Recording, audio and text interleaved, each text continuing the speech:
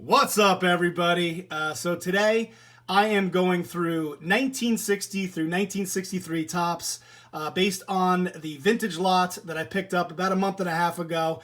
If you guys want to see the rest of that lot, just click right up here, and that'll take you to the playlist of the videos that I've done so far. But we're focusing on, you can see all four of the cards in the background are from 1960 Tops, without a doubt one of my favorite sets, and is home to, of course, the Carl Yastrzemski rookie card, which I have, and the Willie McCovey rookie, which I do not have a copy of. Apparently there were 7 different series of the 1960 Tops, and here are a bunch of the commons that I got as part of that. A ton of cards. The only card that I got that was part of Series 7 was this, Ben Johnson, which isn't in great condition, number 528. Obviously, Series 7 would be the last series, but you could see a ton of 1960s Tops to add to the collection. I'm not going to show you every single card, but you can get a feel for how many there were. A huge amount of 1960 Tops, which is pretty awesome because I'm a huge fan of that set. Also focusing on the 1961 Topps set, which features the Ron Santo rookie card, as well as Juan Marichal and Billy Williams. So I do have the Ron Santo rookie in a PSA 6. Beautiful card. Also, pretty recently picked up this card as part of the 61 Topps, the Phil Rizzuto. But here is a quick look at some of the commons that were part of that lot. You can get a feel for it. This is all part of the 1961 Topps set. And some more here. A 587 card set.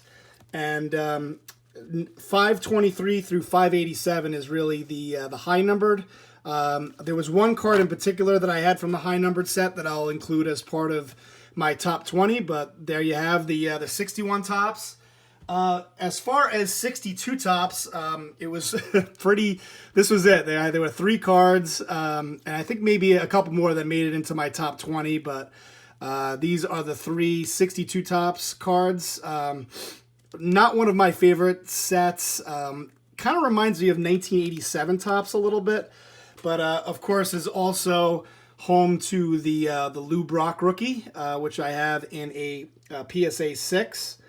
And the Gaylord Perry rookie. And then finally, the 63 Tops.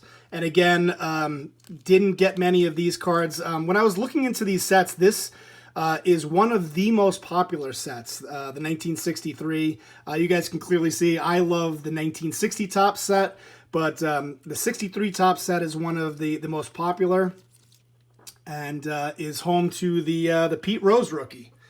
So before I get into the top 20, just wanted to show you guys some of the other cards that were in there.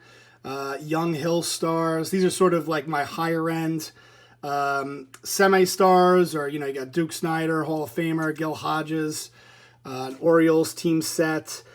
Bill White, who was an 8-time All-Star and a Yankees broadcaster. Hank Sauer, who apparently was a 1952 Topps most valuable player. Hit 37 home runs in 52 and 121 RBIs. And then these were some cards that I just thought were in really nice condition. There were some cards in the 60 Topps commons that were really nice. So I just pulled these out. These are, and I've talked about this many times, I'm looking into submitting a PSA submission, so I may or may not decide to submit some of these that I thought looked really, really nice, that might grade out well. But each one of these, if you look at it a little bit closer, you guys probably won't be able to see it, but they all have a couple of minor flaws to them. None of them are perfect by any means. They all have, either off with the centering or some, edges issues or corners. So for example, Dick Hyde here, corners are okay. It's way off center from top to bottom, but some really nice cards there. So without further ado, I'm going to get into the top 20 cards. And so leading off, got this 1962 Tops card. And I really like this card, mainly because you got Roy Face, who I believe is showing off his fork or splitter pitch. And then, of course, Hoyt Wilhelm, who's showing the position that he has for the knuckleball. So I thought that card was really cool. At number 19 is this card from 1960 Tops of Musial. At number 18 is this 1963 Tops Tony Kubek. And one of the very few cards that I had from the 63 Tops set. At number 17 is this Hall of Fame red Shane Dinks from the 1960 Tops set.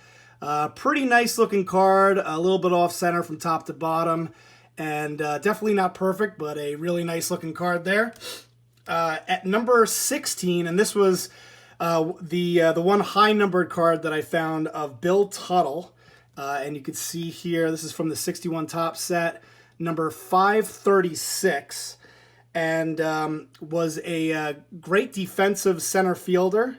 And here he is with the Kansas City Athletics. I think he also spent some time with the Tigers. So a nice looking card there. At number 15 is this Carl Furillo, two-time All-Star, two-time World Series champ. And thought this card looked really nice in terms of condition. Obviously off-center from top to bottom.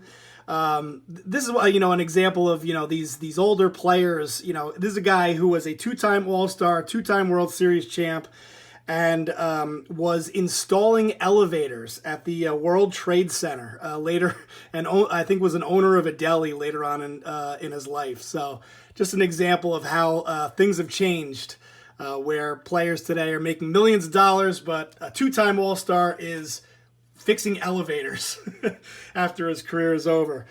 At number 14, this is not a Tops card. This is a 1959 Flir.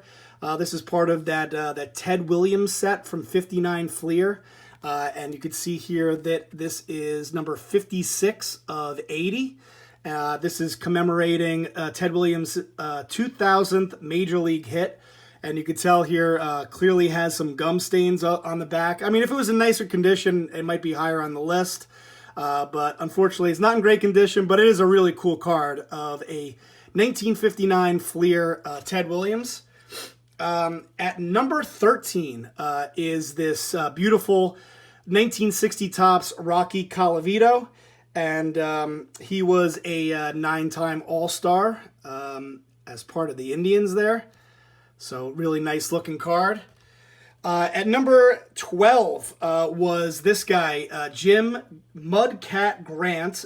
He was the first African-American to win 20 games in the American League. And I think he was also the first African-American to win a World Series game for the American League. So really cool card there. And I thought this one in particular was in really nice condition. Pretty nice centering. The corner here was a little banged up a little bit, but all in all, a really nice card that I might consider submitting just because of the condition there. At number 11 is this 1962 Tops Babe Ruth, and of course it's Babe Ruth, so it had to fit it in the top 20. And what I thought was cool about this is it actually has Babe's pitching records on the back. And, of course, look at that, 92 and 44 as a pitcher.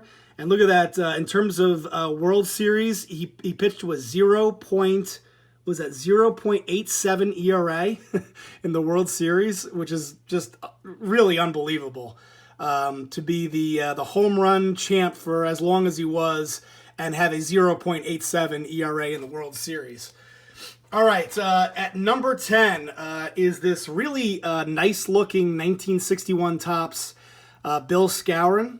Moose Skowron, first baseman for the Yankees, 8-time All-Star. So thought that card looked really nice, so I'll put that at number 10.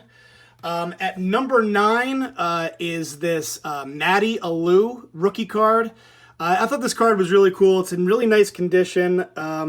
Obviously, his older brother was this guy, Felipe Alou, whose son was Moises Alou, who was robbed of that foul ball by Steve Bartman.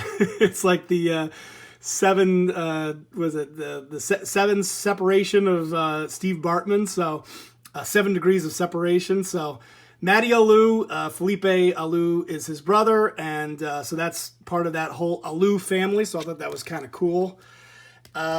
Next up at number 8 is this 1961 Tops Brooks Robinson, Hall of Famer, 18-time All-Star, 16-time Gold Glove winner. So that's pretty awesome and in pretty nice condition. So nice looking card there.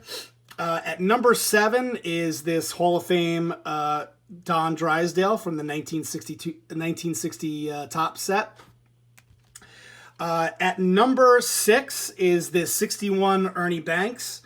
So the 61 Topps, he hit 41 home runs and drove in 117 RBIs in 1960. Not bad for Ernie Banks. At number 5, just a really cool card to own as part of the 1961 Topps set. And you can see here he was the AL MVP in 1960, where he hit 39 home runs, drove in 112 RBIs, and of course we all know what he did in 1961. So just a really awesome card to own. Next up, at number 4 is this Stan Musial, probably the greatest Cardinal to ever live. And it's cool to have a Stan Musial card. He didn't have any Topps cards until 1958. So it's really cool to own a 1960 Topps Stan Musial. At number 3, and speaking of the 1961 year. So this is part of that 61 Topps set, and it shows the home run leaders from 1960, and you can see Mantle hit 40 that year, Maris hit 39, and of course Maris hit 61 in 61, which is, and you can see here's the back, and I thought this was kind of cool. I don't know if you guys can see this, but in the early 1900s, you can see people hit the league leader hit 13, 8 home runs, 7 home runs. And then all of a sudden you see Ruth come in and hit 54 home runs, 29, 41, 46, 60. So I thought this was a really cool card on many different levels. And it's also, I think, in pretty nice condition. So you got Mickey Mantle, Roger Maris, and then Colavito, who hit 35 that year. At number 2 is this 1961 Topps Mickey Mantle. From a little bit of a distance, this looks like a really, really nice card, but the closer you look at it, it's got these little speckles on his face, and you can see clearly it's got some corners issues, but with a little bit of distance, this looks like a really, really nice card. So it'll be interesting to see how it grades out. I'll definitely be submitting this to PSA. Pretty much, if you have a Mickey Mantle card, you might as well submit it, get it encapsulated. And then finally, at number 1 for the 1960 Topps set is this Roberto Clemente card, which I explained in a previous video that at this point, one of these cards was part of the lot, and one of these was a card that I bought and submitted to PSA, and it came back as trimmed. So I think what I'll probably do is just submit both of these cards. I'm sure I could figure out which one was I think it was maybe this one on the right that was trimmed. But I thought, maybe I'll give it another shot and see if they'll grade it. Because both of these cards, if they're not trimmed, are fantastic looking cards. Really, really nice edges, corners look sharp. And so if they can come back encapsulated, that would be a huge win for me. So there you have it, guys. Like I said, if you haven't checked out some of the other videos I've done as part of this lot, check out that playlist, which I will put in the description below. Thanks so much for watching, guys, and I will talk to you later.